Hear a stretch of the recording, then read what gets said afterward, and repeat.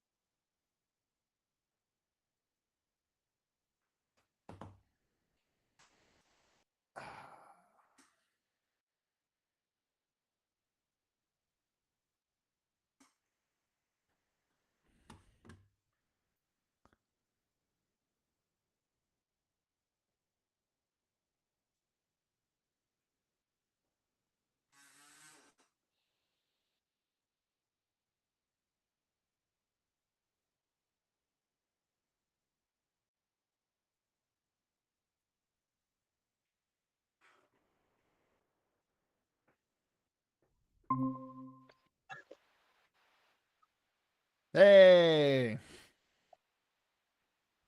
Hey, how are you guys?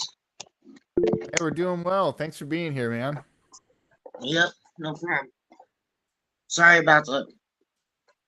I'm gonna change the light. It looks like that light back there is a little bit bright.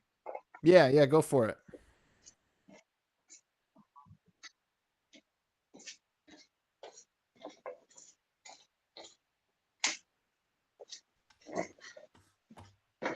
There, that's better. How are you guys? Doing fantastic. How about yourself? Oh, I'm doing all right. Just all Just had a right. couple. Yeah, well, I mean, I'm recovering from a couple of heart attacks recently, but Oh shit, I'm so sorry about that. Excuse my language. That's it's all right. It's all right. They took me to the cath lab and cleaned out some of my arteries, so we'll see how that goes. is it they tell you what caused it, or do they know? They don't know. I'm a diabetic too, so that adds to it. Plus, heart disease Wow. runs in my family, so. Yes, I got heart disease that runs in my family too. That's how I lost my Yeah. grandpa. Yeah, I lost my grandpa to that too. He was 56, and my dad's already had triple bypass surgery, multiple small heart attacks, and then a stroke. So it just runs in the family. Yeah, yeah, my grandpa was like 53, something like that. It just But yeah. they're at least catching it in me before it's like a serious heart attack. I mean, they're all serious, but it's more they're catching it in me before they have to like cut my chest open, is what I mean. At Yeah, I least mean you're some here. people. Yeah, You're here talking yeah, with us. That's awesome, man. And three heart yeah. attacks. Oh my goodness. I I had appreciate you sharing two. that with I me. had two in a short period. As soon as I got out of the hospital, the first time I got home for an hour and I had another one. I had to go right back. Yeah, that's brutal. Yeah.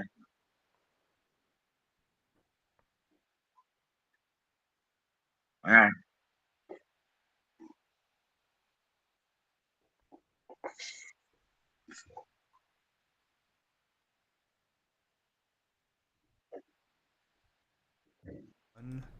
Start off, Phil.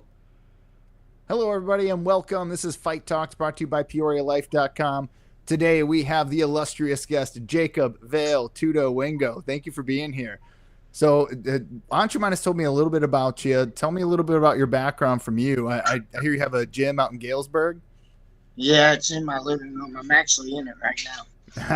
I say I saw the gear and stuff up on the walls. How many people do you typically train in there? Sometimes I can get up to five or six, but typically it's about two or three at a time. I'm saving up so I can get into a studio and open up a gym inside of a studio. Working on things so I can get that going, but right now it's out of my house. How long you been training for? I don't know, maybe 20 years now. Since I was Wow. a little kid, actually, if you include boxing and karate. Yeah, oh, I mean, definitely. I mean, I started when I was 6 in Taekwondo. I Yeah, went through a black belt in that, and then I took a few years off, and then I got into Muay Thai with Anshuman. So yeah. yeah, I tell me more about that journey. well, I started out with Don Houseman at 10 doing karate, and then 12 I went to the boxing club here in Galesburg with Carlos Duncan, who coached the Olympic team twice. He passed away a couple years Oh, ago. And then I continued training there, and then when I got older, I I moved out to California and trained at King's MMA under Rafael Cordero for a few years, and then I went and lived with Jason Mayhem Miller and trained with him, and I've gotten my brown belt jiu-jitsu from Mayhem Miller. So My got man, a little holy bit of a crap. journey. Yeah. Tell me, how do you get to meet Mayhem Miller?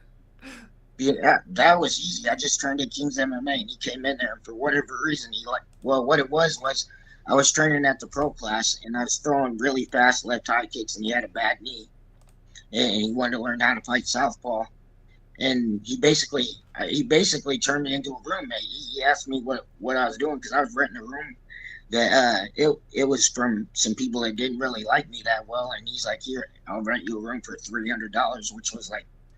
It was only a couple of blocks away from Laguna Beach. It was in Mission Viejo. Let's go. Yeah, and he had a jacuzzi in the backyard, like an in-ground jacuzzi and swimming pool. I'd go outside and relax in the jacuzzi all the time. Wow. It was a lot of fun. Yeah, he became one of my best friends. Well, like I know how, being in a gym and just being in the orbit of people like that, like these just absolute unit athletes that can, produce all sorts of spectacular feats in jiu-jitsu, wrestling, boxing. Like just being around those people just, I don't know, for me elevates the whole experience. Like they bring an element that you can't really get in other gyms. It did too, and like being around all those big names, it makes it to where you realize that they really aren't all that much different from you and I, other than they're really good at fighting. They're normal people too. Yeah.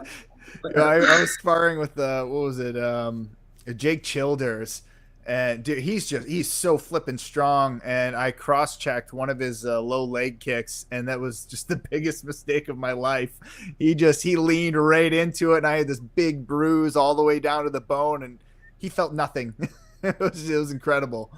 I had messed up when I first got into King's MMA because I sparred with Benil Dariush before he was a big time UFC fighter, before he got into the UFC, and I just figured I'd throw a leg kick at him without setting it up, and he checked it, but he checked it right on my ankle. I was injured for I was still training. I would use a shin guard on my left leg because I'm a southpaw like him, but like my ankle was injured for like 3 months after that. I was hitting Thai pads with a shin guard on and doing partner drills with a shin guard on, like always. That hurts just to think about. Yeah, it took a good 3 months to heal up. Yeah, I think about hitting those Thai pads with bruised up shins is Oh yeah, it wasn't even my shin though. It was my ankle, like literally where my foot connects to my shin. It got checked right there. Oh, dude, I don't know if I'd be walking after that. Because it actually happened while I had a shin guard on. But the thing of because we were sparring, but the thing is that little spot in the shin guard, like I'll show you. I've got some shin guards. Like on this shin guard, there's actually a little soft piece of that seam right there. Mm-hmm. If you get caught right there, it'll hurt. Oh yeah. I've definitely taken some shots in there. I guess that was more when I was doing Taekwondo. But tell me, it sounds like you've been through a bunch of different martial arts. What kind of stands out to you? What's your favorite to kind of, to practice and train? Any type of striking that's effective, from Muay Thai to Dutch kickboxing to karate, anything that's effective, I basically mix it together. Dude, Dutch is my favorite. Dutch Muay Thai is yes. Yeah. Throwing like 80%. Oh man, just such heavy hands. I'll stack combo on top of combo on top of combo if I have students that can do it. It takes a little while to build them up to where they can do it though. It takes me a while just to remember the moves because I only know like maybe 3 or 4 different combinations that are like, true Dutch combinations from a guy who taught it. And every single one had like 5 or 6, strikes to it. Really, like it would start with 5 or 6, but you could take it up to like 10 or 12, and then you could take it up to like 18 or 20 if you really wanted to past that. It was wild. Hell yeah. But yeah, you can just keep stacking combos on top of combos, and it was really like for Master Rafael, his style was a lot of the drills that he did were like more Dutch style than traditional Muay Thai style. So a lot of you would, but unlike the Dutch style, he would throw a lot of Western boxing defenses like slips and rolls in with there on top of it, so That's that you awesome. could so you'd stack defenses that would set up your next offense. You know what I mean? He would combine defense and offense together, so you didn't really have to think about it. If he defended, you would hit him. It was basically if he hits you, you hit him back. If he doesn't hit you, you hit him back. So what's your knockout punch? Like when you were to go and get in the ring, that was the move that you figured you'd be known for. My left high kick or my right hook, but Oh, my left that's cross is pretty good. right hook. I like to hear that because I don't hear about a lot of guys throwing a right hook. But you said you It's because I'm a fight lefty. southpaw, don't you? Yeah, Yeah, Fighting it's because I'm a southpaw, you're lefty. throwing that lead Yeah, hook, aren't you? Yeah. yeah. I was the same. Once I found my lead hook, I just love that punch. Absolutely loved it. What I about got a good. jabs? Yeah, I got a good cross too, but I love my right hook. Just always worked, and it just fit the system that like I came to do. Like and with Master Rafael would teach a lot of stuff where you're using your lead hook for things. Yeah, and see, I used to do Muay Thai. So when I'm sorry, not Muay Thai, Taekwondo. So when I started doing Muay Thai, one of my favorite things to do was the switch kick. So I'd just be Oh standing that right, and okay, I do like a Muhammad Ali, shuffle my feet, and then bam, switch kick. yeah. It was Yeah, silly. switch They kick didn't is like good. that. Well, I mean, it's natural because you're left with, like you're in an open stance. If you're a southpaw and the other person's righty, it's an open stance, so their whole body's open to your strong side. But you have to understand that. But yeah, but But you're also open too, right? huh? So, but you're also open too. But I imagine because you're fighting southpaw, you've got the advantage. Yeah, You're yeah, gonna know how to defend yeah, yourself. exactly. If I'm fighting a righty, it's an open stance. If it's lefty versus lefty, it's a close stance, or righty versus righty is a close stance. But lefty versus righty is open stance. Mm. Yeah. Yep, absolutely. And then yeah, I really think that go advantage always goes to the experience there, in my Yeah, opinion. yeah. Well, I mean, lefties always see righties in the gym, but righties hardly ever see lefties when they're sparring. So it gives the lefty an advantage. So tell me about where did your interest come from in mixed martial arts and where are you trying to go I, with it? I watched it when I was a little kid, the very first UFC with my dad when Royce Gracie was choking out big dudes. And I was Dude, doing Oh, karate then when I was like 10 years old. Because I was buying Black Belt magazines. Back then, we didn't have the internet. We had magazines. I buy Black Belt magazine at the grocery store and look at it. And I see, what's this, UFC? And I'm like, oh, shit. And I show my dad and then his drunk buddies. They would get together and buy the pay-per-view boxing matches. They seen that. They wanted to see that too. I was this little kid. I got to watch all the fights because my dad would get drunk with his buddies and they'd go in on the pay-per-view and barbecue and all types of stuff. It was a lot of fun.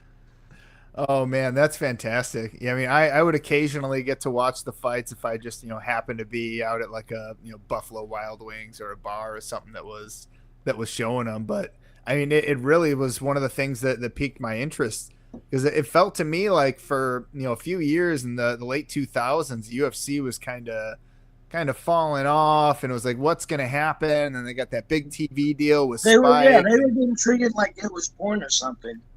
It was ridiculous, but it was also they weren't sanctioned, and they didn't have a sanctioning body and a real set of rules. So oh well, yeah, that's right. I forget about that. The landscape was totally different because back then they were like banned in like 36 states or something like that. They had banned mixed yeah, martial arts, and to think politicians about were that all against it. today, that's crazy. Like, I can't remember that one politician called it human cockfighting. I was John like, McCain.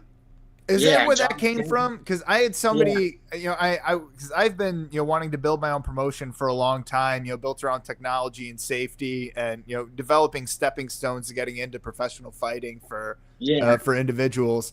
And somebody came up to me and we were having a discussion about it, and he's like, "Well, so what do you say to someone who calls that human cockfighting?" I'm like, "What? Chicken, when you cockfight, they don't have a choice. People who are getting in the ring are signing on the dotted line. They're saying, I want to be here. I want to participate in the most brutal and best chess match that there is." So Yeah, I think that to call it that is just ridiculous. it is ridiculous, but sometimes you gotta troll those people. So you got to You just troll gotta, those you just people. gotta, yeah. Sometimes you just gotta mess with them and just, I don't know, but those people, you're not gonna get anywhere with them anyways if they say something like that. So it's like there's no point in arguing, You and know, I unless I think that they should be in the gyms telling that to the fighters' faces. You know, they're go not go gonna do that. exactly, and that's exactly the point. Until they go in there and they see what these people are going through, what they're putting their bodies through to entertain individuals. I mean, to me, that's just I don't know. It's disrespectful and just out of touch with what's actually happening. Oh yeah, definitely. They don't understand it. It is what it is, though. People are gonna be ignorant about things they've never experienced or went through. So, what Sometimes you about just gotta you? let that be, huh? Well, what about you? Or are you going to be fighting anytime, or are you going to be coaching, or I'm, what's the dream? I'm done with fighting. I just want to coach. I didn't make it that far in fighting. I was halfway decent, but I wasn't nothing special. But I'm a born and bred martial artist. I still can't stop training. I want to train people to this day and just keep going at training people. I want to make, and a lot of these kids, they seem to look up to me and want to learn from me, and they want to succeed. And I see that in them, and like I feel like I can be a great coach, and it seems like it's starting to work out. I'm getting more and more people, and it's just I don't know. Coaching's a whole different thing. I love it though. Yeah, it really is. I mean, coaching is just like a whole nother level. You have to be able to look at what somebody's bringing to the table and then tailor a style to them. It's Yeah, it, definitely. it's a huge Like challenge. like shorter fighters, you got to teach them how to hit a Kimura, but the taller fighters, you teach them a leg triangle, and then once they get to a higher level, that laying on your back doesn't work. So I try to teach them your first. If you end up on your back in guard, the first thing you need to do is figure out how not to be on your back, not how to throw up a low percentage triangle or armbar that probably ain't gonna work and you get your face pounded in. It works at the lower level of MMA, but once you start getting to the higher levels, that pulling or being in guard doesn't work as well. Like Yeah, I went to a Bellator show and they had like I think like 9 amateur shows or bouts before the professional ones, and I think 6 or 7 of them ended in a triangle choke. right, It was amazing. but then once you get to the pros and you watch real Bellator show, how many fights ended up like that? Just one. It was. I Right, think there was those guys 5 professional fights that night. they're usually scrambling to get back to their feet or be on top all the time, and there's a reason for that. It's at the higher levels they you tend to get your face shattered when you lay on your back. Well, so yeah, you get these forearms coming at your face or something else. And they know how to defend a leg triangle or an armbar, so it's really hard to get it, especially when you're sweaty. How long have you been practicing jujitsu? I don't know. I almost cussed my bad. Oh God, I don't know. I can't even remember. It's probably been submission grappling at least 20 years. Jiu-jitsu, like where I was actually had jiu-jitsu coaches, was probably 2011, 2012 maybe. But I was doing submission grappling at least like 8 years before that, so maybe 10 years before that. Actually, no, I did jiu-jitsu. I forgot to tell you, I trained at Team Stockton back in the day, like 2008, where the Diaz brothers were I at. was gonna A say long that. time I'm ago. like, isn't that the Diaz brothers? All Yeah, right. yeah, I forgot all about that too. That was for about a year of my life, because my older sister lived out there, and I went and stayed with her for like a year because I knew she was close to Stockton. It was actually Manteca, California. It's like a suburb of Stockton, right outside of it. And Oh, it was like a 10-minute drive to get to Team Stockton and train, dude, what which was was pretty that cool. like? It was really hardcore jiu-jitsu. It was like they would flow from one submission to the next and just keep going. It was really technical, but it was aggressive. And jiu-jitsu was never my strong point, so I love being there because it was helping me out a lot. So did you ever get to roll with the Diaz brothers? No, I got to roll with a couple of their purple belts at the time, and that was like 2008. I was a white belt there. I didn't know shit other than like I was training out here at gyms that said they were teaching jiu-jitsu because they knew how to teach you how to do a leg triangle. But it wasn't Yeah, an actual it wasn't an actual jiu-jitsu gym though, because I like when I went out to California and went to real jiu-jitsu, I realized there was a lot more details to this than what those guys were teaching out there or yeah. back here. You know what I mean? But this Well, was a yeah, different because attitude. I had a it was a Taekwondo school, but he taught self defense, so he would incorporate jujitsu, aikido, judo hip throws, like just all sorts of different stuff. So like I knew how to do an arm bar, I knew how to throw somebody down on the ground, have arm control, and all that kind of fun stuff. But yeah, to your point, I had no idea the depth. Like even just to get a blue belt is just wow. Like you have to have a significant amount of skill to make that. It's really incredible. And Yeah, you said you're yeah, a brown belt. yeah. I'm a brown belt under Mayhem Miller. He's one of my best friends. He's helped me. He's the person that's really helped my jujitsu out to an extreme degree. I got my blue belt from Master Rafael Cordero, and then after that, I got my purple and my brown from Mayhem. Man, and do you teach jiu-jitsu now? Yeah, it's the weaker point of my coaching though, but my strong point is to stand up. But I'm learning how to teach jujitsu. I'm good at it, but I got to get better at teaching jujitsu. It's new to me, like teaching the jujitsu the right way, because it's hard. People don't understand if you say turn your hand up or like this, that's a huge difference in the technique. Yeah, Because yeah. they don't understand that. It's hard for me to see what they're actually where it's actually making me better, because when I coach jujitsu, I start to see things that I didn't see when I was rolling myself.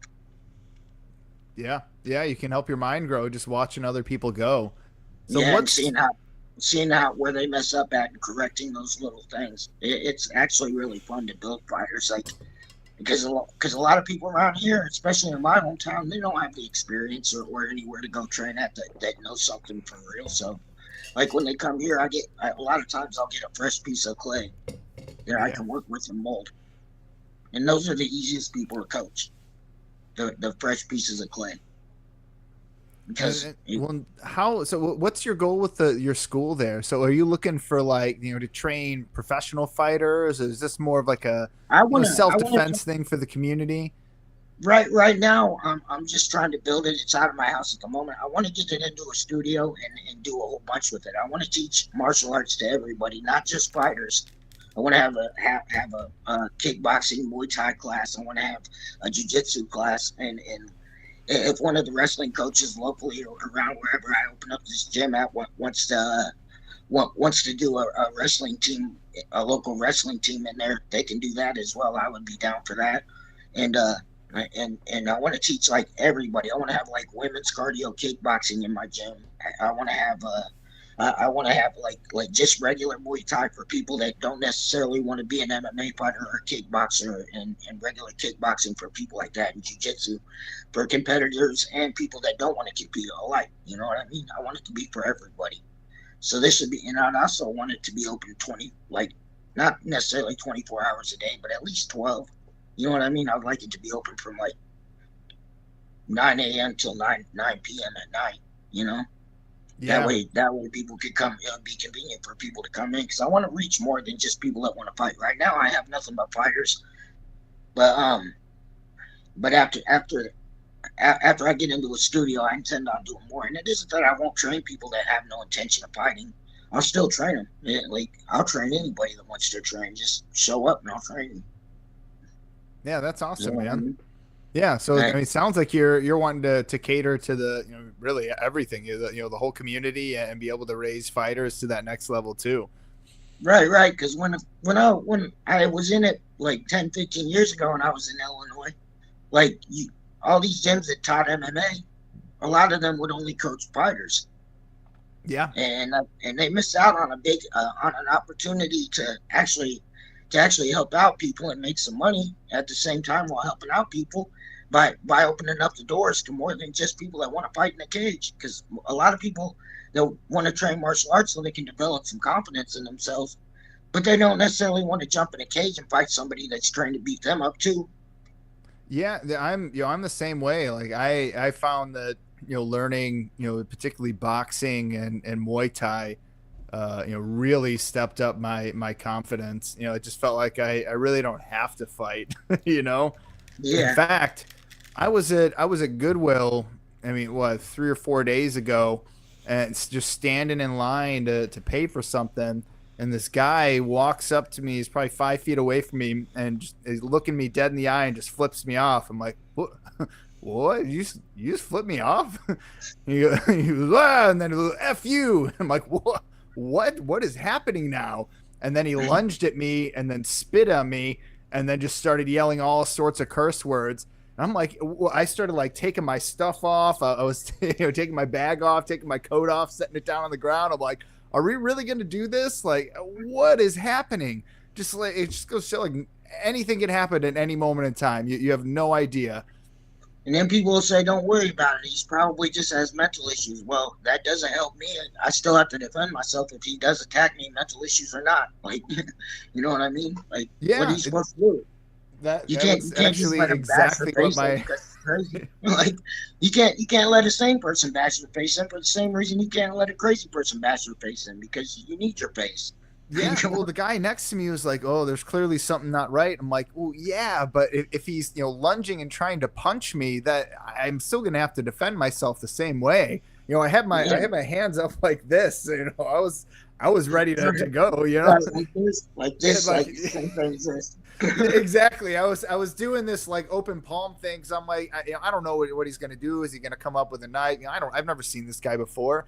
It didn't seem like he would have like a knife or a gun or something on him. The good thing to do when you're in a situation like that too, when your hands are like this, because you may have to use them to fight back, is let everyone around like say something to the dude that's being aggressive. Hey, I don't want to fight you, but you want to say it loud so that everybody knows. So that when the police comes, you'll be able to get out for self-defense, which it obviously is if you're not being the aggressor. Well, I called the police too, and I'm still working with them to get the camera footage. They got everything on camera, so I'm really curious to see it. Yeah, because otherwise you could have defended yourself, and then you end up going to jail too. There was it looked like the guy's caretaker or something like jumped in between. He was an older fella with just straight white hair. He jumped in between and just kind of pushed him out the front door. But had he not been there, you don't know what would happen. I at least would have had to take that guy to the ground. I don't know that I would have, because I didn't feel like he was that enough of a threat that I was going to have to punch him. But once he spit on me, I was like, whoa, this is going a totally different direction. That could spread disease. Oh yeah, and that was what they asked me. Like, did it get in your eyes, your mouth? Do we need to get medical? I was like, no. Luckily, it just got in my hair and my jacket. I was mad. That's absolutely disgusting. My bad, Aunt Shimon. What were you saying? How did that even start in the first place? Don't know. I was literally just standing there, and he just walked up and just flipped me off, and he just decided that I was going to be his victim that day. And that guy must have been loony or have some sort of mental like schizophrenia or something. Dude, he would have to. Honestly, that guy jumping in front of him, it was the luckiest day of that guy's life. If he had tried to put hands on me, it would have been game over. Unfortunately, it doesn't matter if the person's mentally ill or not. If they attack you, you have to defend yourself. I know. Yeah. Well, I actually had a friend of mine. He owns a Muay Thai school. I shouldn't say friend. He's more of an acquaintance. But he owns a Muay Thai school up in Chicago. And he had a student that was just gone for like 3 months. And they're like, whoa, what happened? And he finally sent like an email or a letter. I was like, hey, I just wanted to thank you for everything you taught me. I was out in just like one of the parks in Chicago, and this guy ran up and just stabbed me in the chest, just right here in the chest. And he just looked down, took it out, and then stabbed the guy back. And then just started using all the elbows, Muay Thai, everything he could, just get the guy on the ground. Yeah, and he had a wound that was tended to for the next 3 months after that. But ultimately, Muay Thai saved his life. So wait, this was Richard Abrams' student, isn't he? Or no, this is a different guy. Oh, the guy who owns Maximus. That's what I was talking about.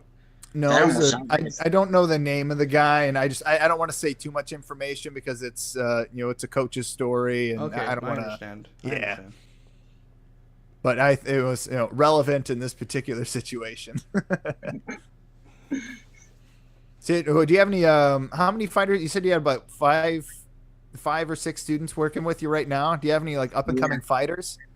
I have, yeah, Dalen Ellington is one of my up and coming fighters. I've been training the kid since he was for about 6 years, 7 years now. Right. And then now I've got him going to he's been going to Michael Fields' gym. I've been sending him there to get his jujitsu, because he's got a lot of people to roll with up there. And Michael's an amazing jujitsu coach there at the Shed Academy in Macomb.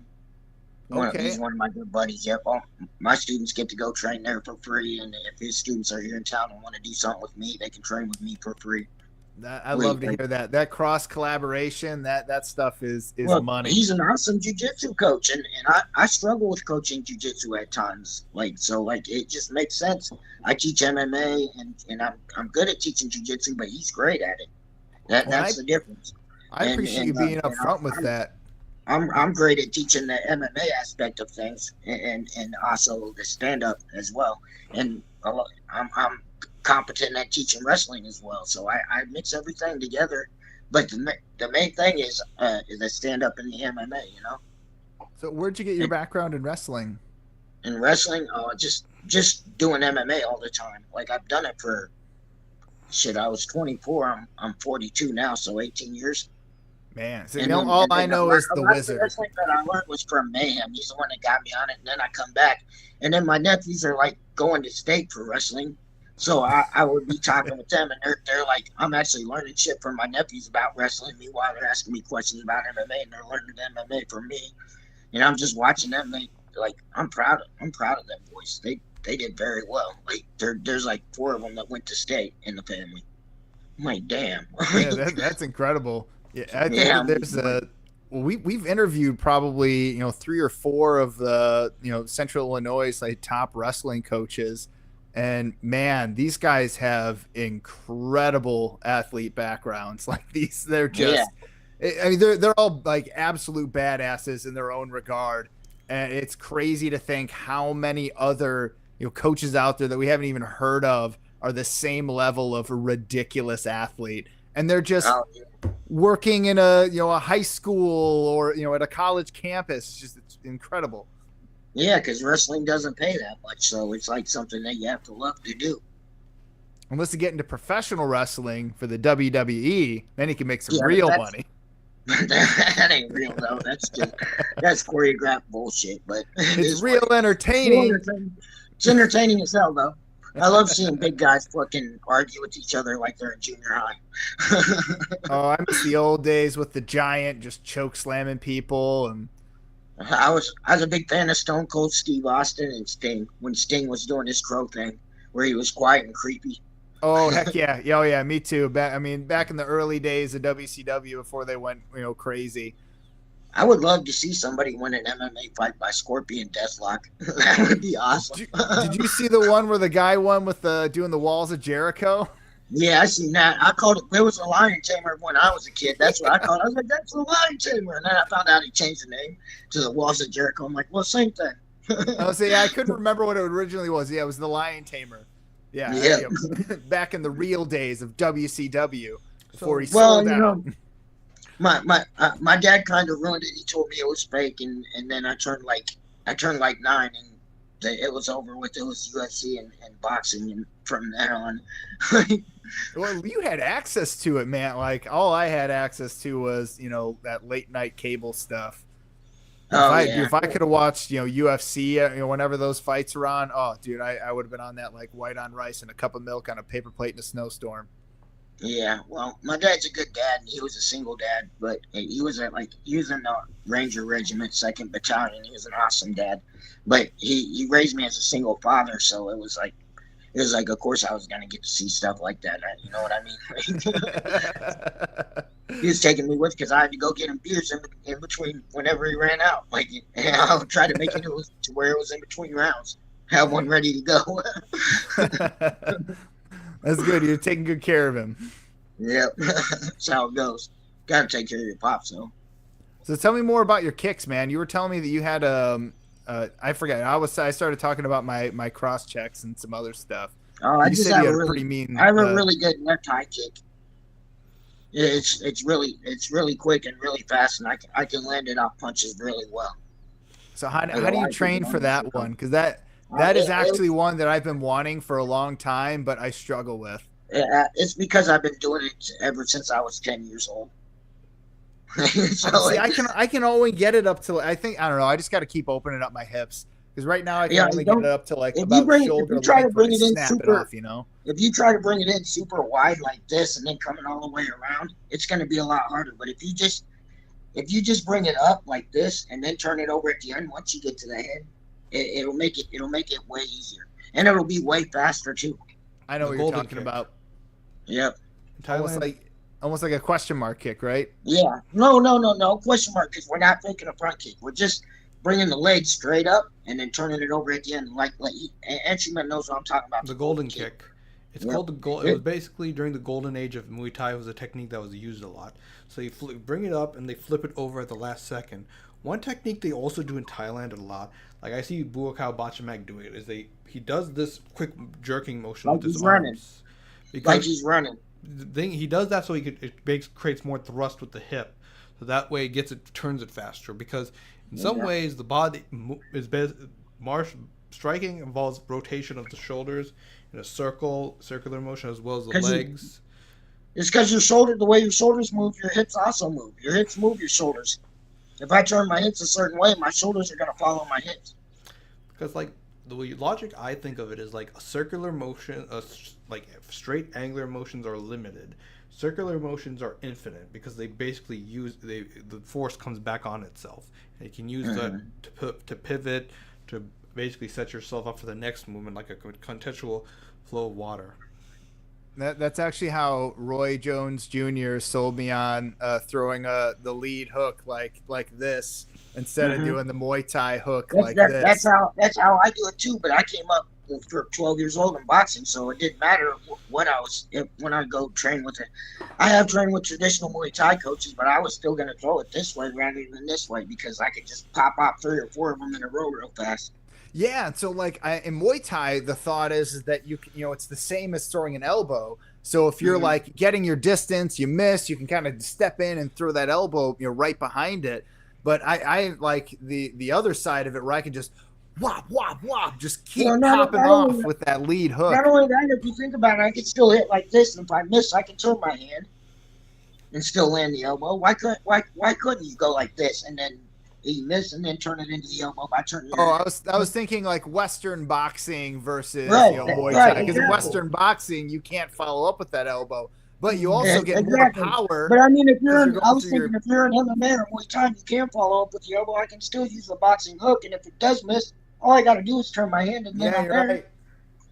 It isn't like I have to do this to get to here. That's ridiculous to think that. Yeah, that's a fair point. Yeah. I don't know why anybody hasn't realized that. It's just natural movement. It's like people say, oh, only kick with your shin, but here you have guys like Sanchai and even older coaches like Samart and a lot of guys in Thailand also teach to throw roundhouse kicks with your foot. And they're not saying don't use your shin, but like you get more reach with your foot. There's so much more going on. There are so many ways to throw a roundhouse kick, and just because it's different than this way doesn't mean either way is wrong. It just depends on the situation. Well, Sanchai is one of my all-time favorite fighters. That dude is just incredible. Incredible. He's amazing. He's able to hit the other guys and not get hit, which is what he should be about, rather than just meeting in the middle and launching blows at each other. That makes no sense to me. Well, his especially head kicks. I'm a little guy, so like if I was to just try to meet people and trade blows with them, I'm gonna lose that battle being as small as I am. I gotta be able to hit without getting hit if I'm gonna win any battles. You know? Yeah, well, he always seems to like use his hands to set up his foot striking, and he has incredible footwork where he'll just like he just flips you out and you have no idea what's coming and where it's going to be coming from. Even if you've studied him for years, it's incredible. Yeah, it's like he hypnotizes his opponents with his movements. But he's hitting from angles. He's not doing like a lot of traditional Muay Thai where they just meet in the middle and like do that thing where they check kicks and go like this. Well, like standing on your back foot, kind of. Yeah, and then throwing one really hard strike, maybe 2 at a time, and then trading back and forth doing that. He's not playing that game. he goes out there and he hits everybody, but he doesn't let them hit him back, and they don't know how to deal with it. And it's Dude, amazing. he's like one of those. You ever seen like one of those magicians where they have like a dude up on stage and they're like trying to like steal stuff from him, like taking his watch and like his tie off. As he, he's just like that. He just like comes up and just picks you apart, and you have no idea what's happening until you're just on the floor at the end. Yep. And I like the awesome thing about Sanchai too is that he always fights people way bigger than him and wins. Dude, speaking of fighters, we know my favorite fighter here, Sanchai. Who are some fighters that have really impacted you? Who's on your top 5 list? On my top, I don't know. I really haven't thought about that. I can name some guys though, like Mirko Krokop was one that's why I like the left high kick so much for sure. And there's guys that like, I don't know, DC because he's short, but Anderson Silva for sure. That's why I went out. Dude. So I wanted to train with Rafael Cordero because Anderson Silva was one of his black belts. So I was like, that'd be awesome to go out there and train. Wow. And then there's so many different guys. Izzy's awesome. Pereira's awesome. I don't know. It's just like I could go on for days. Ramon Decker's probably the main one that I really like. If you guys know anything about Deckers, Ramon Deckers is an amazing fighter, but he passed away. Yeah, he passed away a while ago, but he was an amazing fighter, a Dutch kickboxer that went over to Thailand and was winning fights by knockout because you weren't going to win by decision as a foreign fighter, and then he got Fighter of the Year. I do. But you had something to say, my bad. I had no. I was just saying I have seen him. I know who that is. I do. I've seen his old fight footage. Yeah, he was super aggressive. The Dutch guys had a little bit of advantage in Muay Thai because they were taught to be super aggressive and not slow down because they were used to 3-minute rounds, whereas the Thais were fighting 5 3-minute rounds, so they would pace themselves a little bit more. Well, yeah. Well, I also heard like when you're coaching Muay Thai, they typically tell you not to throw punches over like 50% of your power. You really want it to be like this fluid kind of snapping motion. Where in Dutch, they're like throw 80%. You're throwing heavy hands, like you're making these. Oh yeah. Well. It probably depends too. The Thais might be teaching that in the gym if they're fighting every week because they don't want to knock each other's brains loose if they're fighting every weekend, which a lot of them do. Versus the Dutch, where their fights might be once every 3 to 6 to 9 months for a kickboxing match, so they're going to do their hard sparring in the gym. Yeah, that brings up a really good point. Like the culture of fighting in Thailand is totally different from what you get here in the U.S. where you're going to be there fighting every week and you want to make sure you're there so you can get that money so you can fight every week. And same thing for your opponent across from you. Like they're in the same boat you are. Yeah, so like you're not like those guys that don't go in Thailand, they don't go in there trying to hurt each other in sparring or prove themselves in sparring. I mean, not only that, even if you do that now, like it's pretty stupid. It's hard to get better by just always hard sparring. You need to do the hard sparring that has its place. Like so you get used to the intensity before a fight, but you also need to just have rounds of sparring where you're playing around more often than not so that you can figure out how to get techniques to work in real situations to where there's a lot less pressure. Distance and footwork. I find that is like once you can figure out your how to manage your distance and use your footwork to gauge and get your strikes in. Oh man, but it's so difficult. But if you have the right teacher, things get a lot easier. That's for sure. Oh yeah, definitely. What do you think about coaching? Like, do you have any coaches you like to shout out? Oh shoot. Michael Field at the Shed Academy in Macomb, Illinois. Rafael Cordero, obviously, I'm gonna shout him out because I learned a lot from him. Thank God he was there to teach me some things. And then Mayhem, he's like an older brother to me, and he's basically my grappling coach. I can't just say jiu-jitsu coach because he was teaching me wrestling with jiu-jitsu.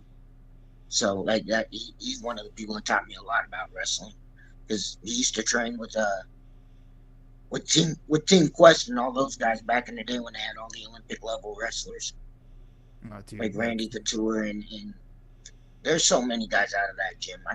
I didn't know all the guys out of that gym, but that was a different era.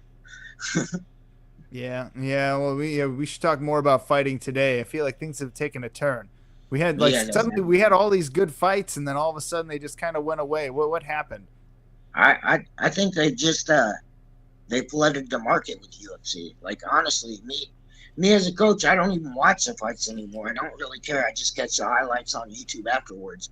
Yeah. A lot of my Yeah, I mean, students get all excited about these fights, and I just honestly don't even really care anymore because I feel like I think I've just grown desensitized to the excitement of it from all the years of being involved with it, and also just dealing with the business aspect of martial arts. Like I don't want to pay to watch these fights anymore, and I don't want to waste the time trying to find a pirate link on it either. So it's just like, you know what I mean?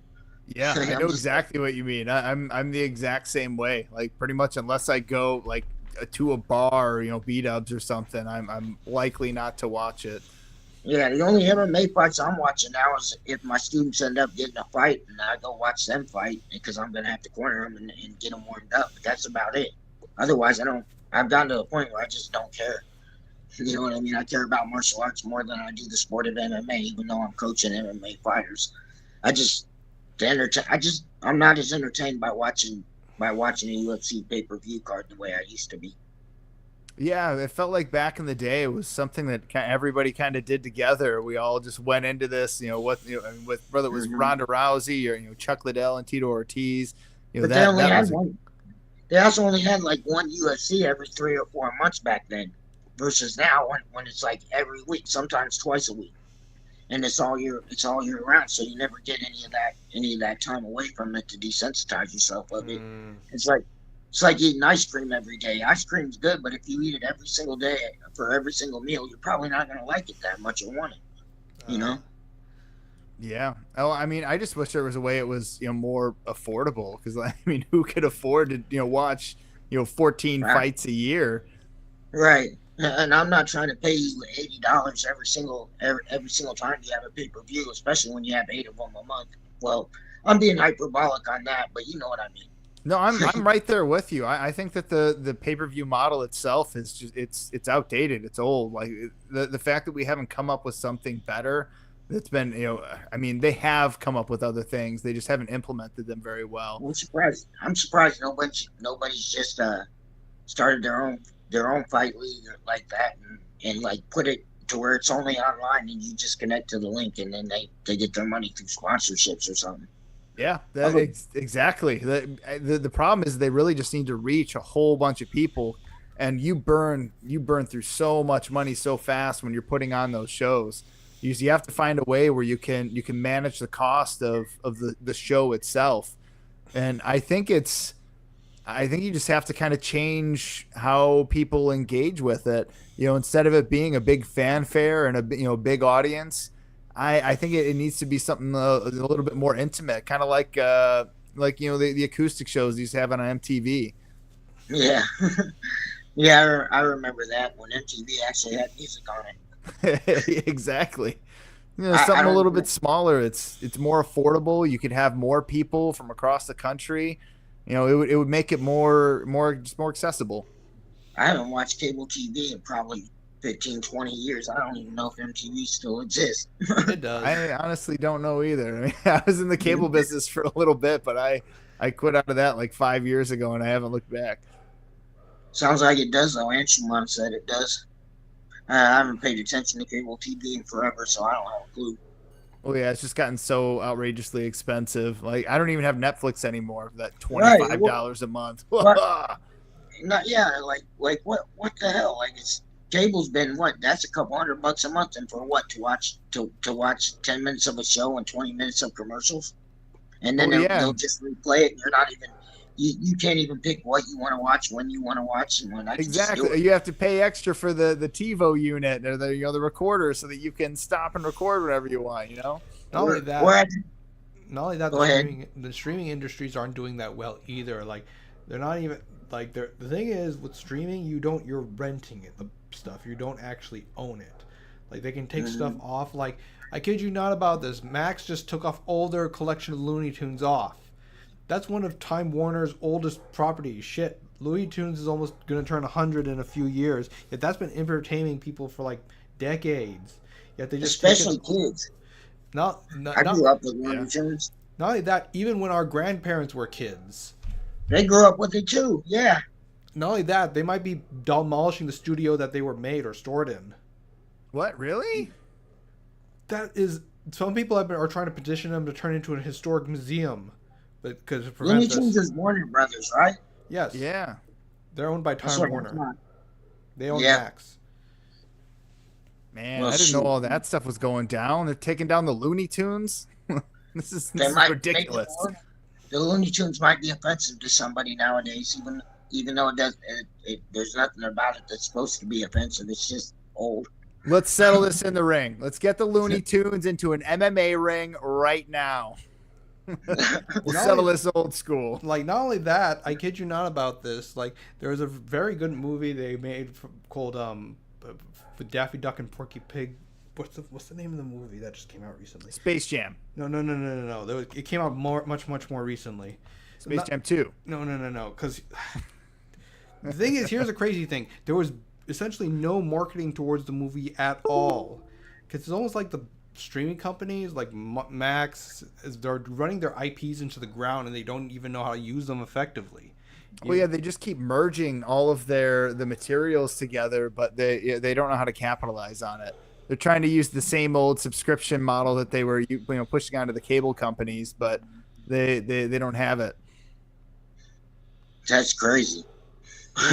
Well, and you think about like HBO, like they used to offer tons of different boxing. Showtime used to have different boxing stuff, and that stuff's all just kind of gone. Was it Netflix. Mayweather Promotions through Showtime? I think so, wasn't it? I'm not sure. Yeah, I think they were. Well, and I I think it mean, was. if you look at the last, I mean, really, Jake Paul has been filling in the void that these guys are leaving behind. If you think about it, all this money is on the table, and he's seeing it, and he's like, everybody hates me. Okay, let's go make some money. Well, it's the era of the influencer. Like, you don't even have to be a good boxer. You can. It's about being a salesman, and he's an excellent salesman. I mean, you don't have to be as good of a boxer as Floyd Mayweather or Mike Tyson was in his prime. You don't have to do that. You just have to make people care and make some drama out of nothing, and then people will pay to see you box. Can we all agree that the best part of the Jake Paul Mike Tyson fight was where Mike Tyson kissed him once and I love you, and then walked away and just has his bare ass on the screen? I didn't even know that. Oh, dude, it's just so ridiculous, like just over the top. Yeah, go find the clip of it. It's Congratulations, hilarious. Phil, for bringing that back up. I just wanted to forget that. I didn't even know that ever happened. Oh, dude, it was my favorite part of the whole thing. I was just laughing my ass. I'm like, really? This just happened? He just wanted to collect his 20 million is all. 25 million, whatever it was. I don't blame him. I don't think I would have shown my bare ass though. I would pass that check though for sure. I wanted to see one of those old Mike Tyson uppercuts. I just wanted to see him go. I wish Jake Paul wanted to fight me. That's for damn sure. Oh, hell yeah. Yeah, I'd take that money bag too. All right. Or like Charlie Zennerhoff, is that his name? Zelenoff. Oh yeah, the bully dude out in LA. Yeah, Zelenoff. dude. That. Yeah, Okay. I would love to see that guy get smashed. Okay, I'm going to suggest something controversial. So, does Jake, first I need to ask some preliminary questions. Does Jake Paul do any kickboxing at all, or? I don't think so. Oh, so he does MMA and just boxing. Well, he might be training some. He would have to be training kickboxing if he's getting ready for MMA. But I thought he was just a boxer. Okay. Yeah, But MMA? I can't really speak to it though because I don't know the dude. So, I for all think I his know, he's brother- boxing every day. His brother was I thought training or something. He did that that thing with WWE where he was wrestling, and I thought he maybe scheduled an MMA bout, but I didn't see anything for Jake. So here's the person, if one of those brothers does pure kickboxing, the person I want to see fight them, and this is going to be controversial, Buakaw Bachamek. That would be a bad day for them. I know. I was gonna say Blackerby.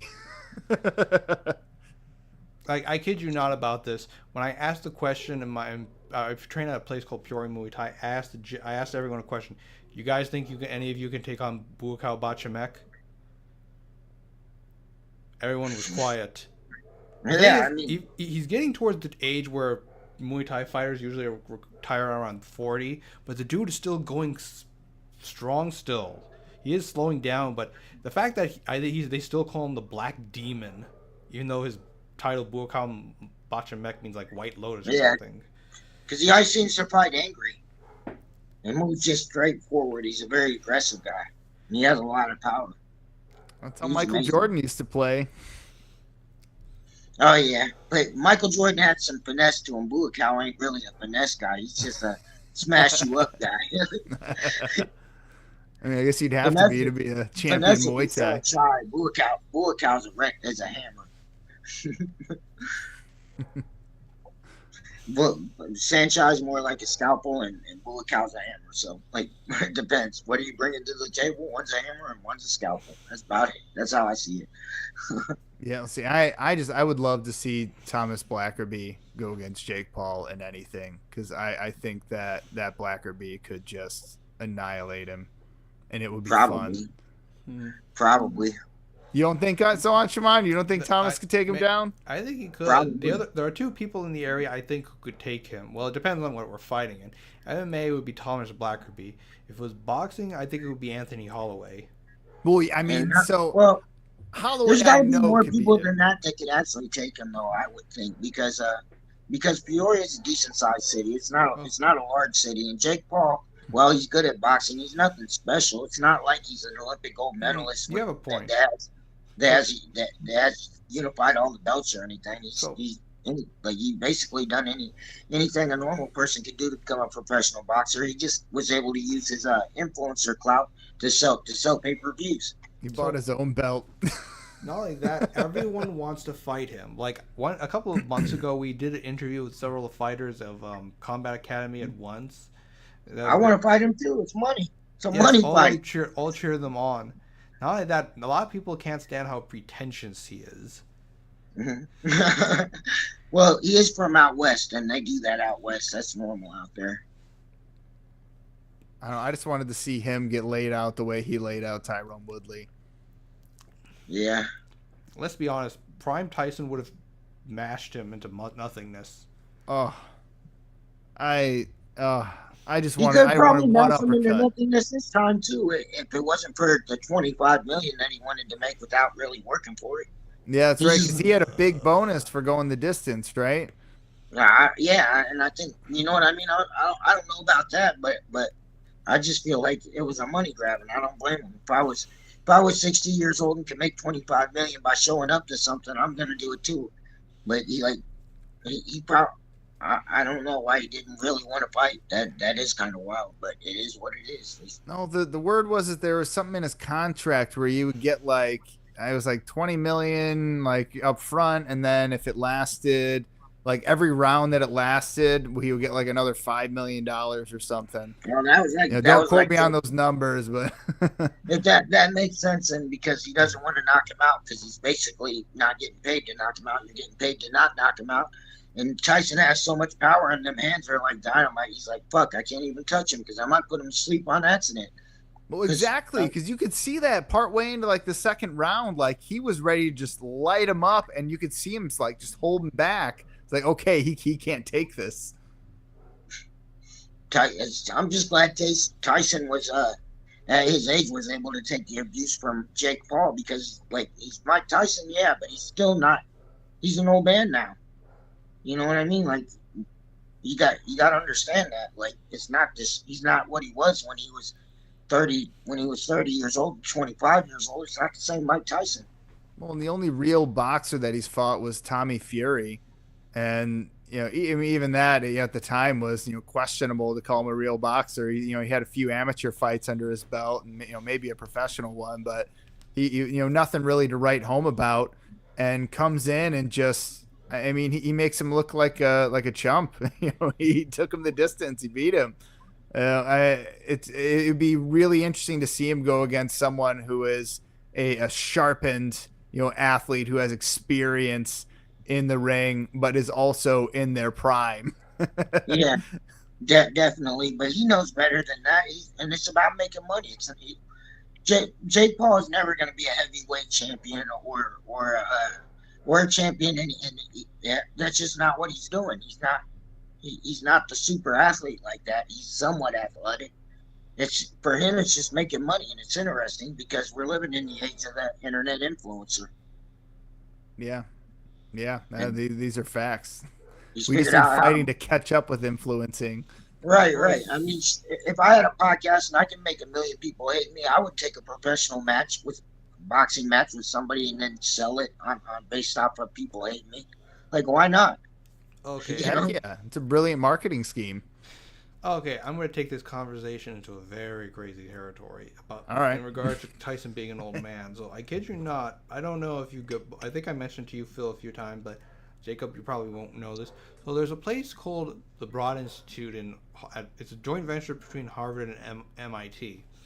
Like, they're doing stuff out of science fiction there, like trying to revive extinct species. Like, one thing they're working on is age reversal. Like, they won't be able to turn you into a baby and stuff, but it'll, like, be able to turn, like, I don't know, a 60-year-old into a 20-year-old. Well, yeah, That they've would been be working on amazing. that Why for. would you want to go younger than that? Like, I don't want to be a teenager again. I'd like to be 20 again. I actually know a little bit about this. So what happens is, as you age, it's because your DNA strand, the ends of it, they get damaged, and so there was Mitochondria. The telomerase. but there was actually the thought was that there was a bonding agent that you could apply to the end of the DNA strand, and that would stop the damage from occurring and effectively cure aging. That would stop it, but that doesn't sound like it would reverse it. Exactly. It wouldn't reverse aging. It would just stop you. It would stop wherever it is. So if you wanted to be 25 forever, you would stop at 25 and you'd be 25 until you died. That'd be crazy. You wouldn't have to worry about dying from old age with that. Nope. Yeah. I So mean, you think like die- sharks. Sharks don't die of old age. I don't know. I don't know anything about that. Maybe. But that is crazy. Like great whites, like the thing that kills them is they get too big. And once they get too big, they lose the amount of energy that they need to be able to sustain themselves, and they just wither away. Yeah, because I could see that happening. Because That sounds a lot like overeating. Yeah, Yeah. kind of. You just get too big, and then you're done for. But other than that, I mean, they just recently started seeing cases of cancer in sharks, but previously it was like practically unheard of. shit, maybe some of the water's radioactive. Who knows? Well, that's exactly it. That there was some Well, pollutants that like- were causing like- mutations in cells. Like, great white sharks are very interesting animals. Like, they eat all sorts of stuff that has mercury. Animals that have mercury, arsenic, and stuff, and yet they don't get poisoning from it. Yeah, I Yeah. didn't know that. That's crazy. Like, there's actually one story of a great white shark. Actually, I saw this on a comedy YouTube series of actually drowning a humpback whale. What she did first was bite into its dorsal fin, so that way it bleeds out. Then she basically held its head underwater for an hour. Wow. There's only brutal. one thing. There's only one thing in the ocean that great white sharks are terrified of. Orcas. Yes. We knew it. So Someone here watches Shark Week. So one thing orcas actually do kill great white. It's similar to that story I just told you. They basically flip great white sharks older and hold them in place, because the thing about sharks are they need to be constantly moving to actually use their gills. Yeah. So if they stay still, they essentially can't breathe. So they basically drown them underwater. Brutal. Like, it's They also like to come up underneath them and bite their liver out. craziest thing about about orcas are they're not actually whales technically. Yeah, they're dolphins. Yeah, they're the largest really? species. They're the largest species of dolphin. Of course, when you think, I mean, it's kind Dolphins of are mean as hell, but they're not, like to the rest of Mother Nature. But for some reason, they like people. So we got kind of lucky on that one. I'll take it. I mean, there's never been. I mean, there was that incident of a killer whale. I mean, orca going crazy at SeaWorld and killing a trainer. But Yeah, in the but wild, not a wild one. not wild ones are like this is an actually very interesting story. Like in the wild, they actually there's with this whaling crew, they actually made a deal with a pot of orcas. Like they would herd out these whales, and they'd kill the whales. In exchange, they basically give them some body parts to eat, like basically a bunch of hunting dogs. Oh wow, So that would be if you could train them, why not? So one thing, hey guys, just to let you know, I think we're gonna have to close the interview because it's starting to get over an hour. Oh yeah, Okay, you're that's right. fine. So thank you everyone for tuning in to Peoria Fight Talks. Brought to you by PeoriaLife.com. Thank you, Jacob Vale, Tutor, Vale Wingo. Tudo, actually. Vale Tudo. It's Portuguese for anything goes. It's actually Vale Tudo. They used to call the MMA fights in Brazil the Vale Tudo. Oh, no kidding. Vale Tudo, Wingo. Okay, thank you for that. Much Oh, appreciated. I asked yeah. Anjuman beforehand. I trusted you, Anshu. I'm sorry. It's all right. Some people, it's all right. It ain't that big of a deal. I just went with it when I learned what it was and loved it because that was the roots of MMA. It's the Vale Tudo So, competitions. I They still have them. I assume YouTube it sometimes. I assume that was your full name because I think you mentioned on social media you're Filipino, and sometimes it's Yeah, I'm half Filipino, and my dad's white and Native American. That's why my last name's Wingo. It's a Native American last name. So I wasn't completely Awesome. sure. I thought it's because you were. I don't know. That maybe that's some cultures they state their whole name, including like the middle parts and stuff. So I wasn't Yeah. sure. Well, if I would have got my mom's name, a Filipino name, I would be Jacob Alejandro Oh, or Velasco, one of the two. She actually had, I don't know how, but she had two different last names. I'm like, what the heck? I don't know. so thank you everyone for tuning in. See you next time. It was a pleasure to meet you, Jacob. Yep. Pleasure to be on.